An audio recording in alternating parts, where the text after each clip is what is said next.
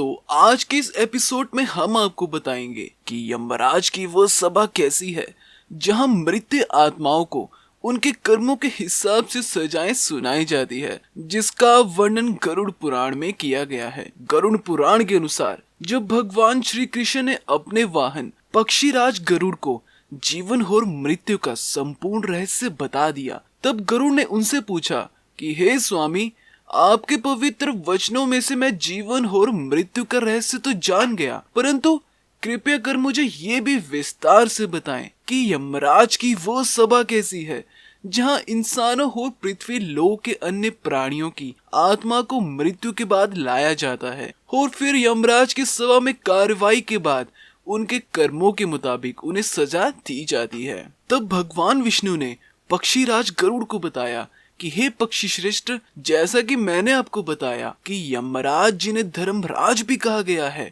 वह यमपुरी में निवास करते हैं। यमराज का ये लोक करीब 12 लाख किलोमीटर में फैला हुआ है। यमपुरी में यमराज जिस राजमहल में निवास करते हैं उसे कालित्री के नाम से जाना जाता है। यमराज के इस भवन का निर्माण देव शिल्पी भगवान विश्वकर्मा द्वारा किया गया है। यहाँ यमराज की सभा होती है जिसमें आने वाली आत्माओं को उनके कर्मों के आधार पर न्याय मिलता है। इस राजमहल में यमराज जिस सिंहासन में बैठते हैं उस सिंहासन को विचार भू कहा जाता है। यमराज का ये महल चौकोर है। देव शिल्पी भगवान विश्वकर्मा द्वारा बनाया गया ये महल 1000 योजन में फैला हुआ है। देखने में ये महल चमकती हुई बिजली और सूर्य के तेजस्वी स्वरूप के समान पूरी दिव्यमान है। धर्मराज का ये लोक अभेद माना जाता है। ये लोक इतना सुरक्षित है कि यहाँ असुर तो क्या, देवता भी यमराज की मर्जी के बिना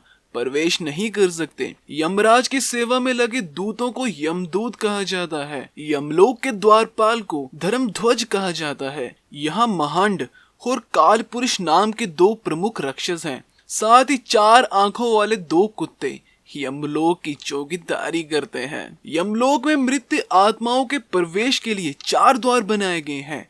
मृत्यु के बाद आत्मा को यमदूत मृतक के कर्मों के अनुसार उचित दरवाजे से प्रवेश कराते हैं। सात्विक विचारों वाले, माता पिता, गुरुजनों का आदर करने वाले और सत्यवादी लोगों को पूर्व के दरवाजे से प्रवेश मिलता है। वहीं साधु संतों को उत्तर के द्वार से प्रवेश मिलता है और दान पुण्य करने वाले व्यक्तियों को पश्चिम द्वार से प्रवेश मिलता है, जबकि दक्षिण द्वार से पापियों को प्रवेश मिलता है। उत्तरी द्वार से जो भी आत्मा यमलोक में प्रवेश करती है उसे किसी भी तरह की कार्रवाई का सामना नहीं करना पड़ता। अर्थात इस द्वार से प्रवेश का अर्थ है उस आत्मा को सीधे स्वर्ग में स्थान मिल जाता है। इतना ही नहीं, इस द्वार में प्रवेश करने वालों का स्वागत स्वयं अप्सराएं करती हैं। इसके अलावा यमलोक में मध्य भाग में यमराज के सहायक चित्रगुप्त का भवन बना हुआ है, जिसका विस्तार 25 योजन है। उसकी ऊंचाई 10 योजन है। चित्रगुप्त का ये भवन